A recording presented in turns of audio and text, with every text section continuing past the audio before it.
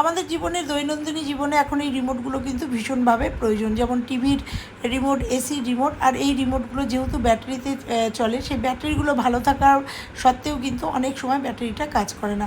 তার কারণ হচ্ছে এখানে কার্বন জমে যায়, আর এই কার্বন জমে গেলেই কিন্তু এই ব্যাটারিগুলো আর কাজ করতে চায় না।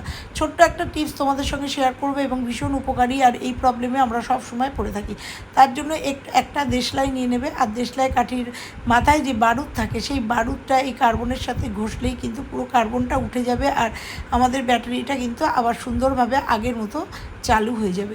তো দেখো আমি এই কার্বনটা এইটা বারুদটা ঘষে নিলাম। এইভাবে আমি টিভির রিমোটটাতেও ঘষে নেবে। তোমরা যে কোনো রিমোট যখন এরকম বন্ধ হয়ে যাবে, তোমরা এই একটা ছোট্ট টিপসের মাধ্যমে তোমরা সুন্দর করে নিতে পারো। তো দেখো আমি এসি রিমোটটা আমার প্রবলেম হচ্ছিলো, সেটাকে ঠিক করে নিলাম, আর এইভাবে আমি টিভির রিমোটটাও ঠিক করে নেব।